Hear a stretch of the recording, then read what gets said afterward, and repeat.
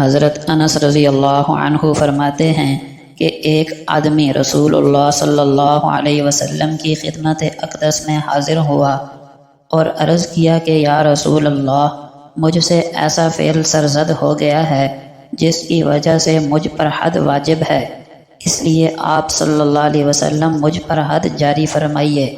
راوی کا بیان ہے کہ رسول اللہ صلی اللہ علیہ وسلم نے اس حد کے متعلق کچھ دریافت نہیں فرمایا اور نماز کا وقت آ گیا۔ اس آدمی نے رسول اللہ صلی اللہ علیہ وسلم کے ہمراہ نماز پڑھی۔ جب آپ نماز سے فارغ ہو چکے تو وہ آدمی پھر کھڑا ہوا اور کہنے لگا، یا رسول اللہ، مجھ سے ایسا فعل سرزد ہو گیا ہے جو مستوجب حد ہے، اس لیے آپ میرے بارے میں اللہ کا حکم نافذ فرمائیے۔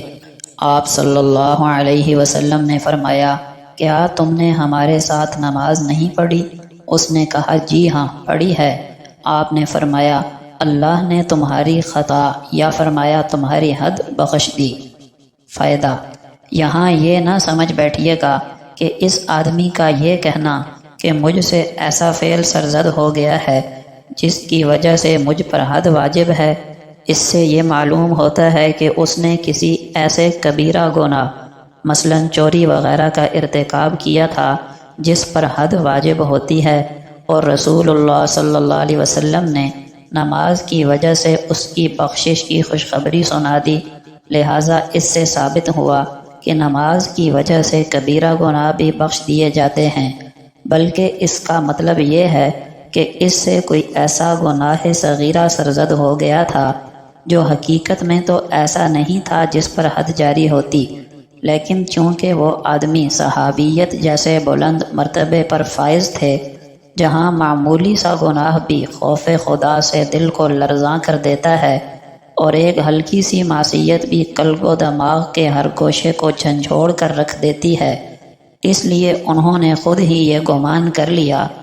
کہ مجھ سے ایسا فعل سرزد ہو گیا ہے جس پر ازرو شریعت حد جاری ہوگی، لہٰذا انہوں نے بارگاہ رسالت میں آ کر اسی طرح ذکر کر دیا۔ آپ صلی اللہ علیہ وسلم نے اس آدمی سے اس کے گناہ کی حقیقت اس لیے دریافت نہیں فرمائی کہ آپ صلی اللہ علیہ وسلم کو بذریعہ وحی معلوم ہو گیا تھا کہ اس آدمی نے کس قسم کا گناہ کیا ہے، اسی لیے آپ صلی اللہ علیہ وسلم نے اسے اس گناہ کی بخشش کی جو خوشخبری دی تھی اپنی طرف سے نہیں دی تھی، بلکہ جب آپ صلی اللہ علیہ وسلم کو وحی کے ذریعے اللہ نے بتا دیا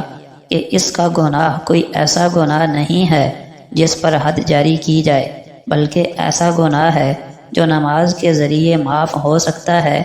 تو آپ صلی اللہ علیہ وسلم نے اسے یہ خوشخبری سنا دی۔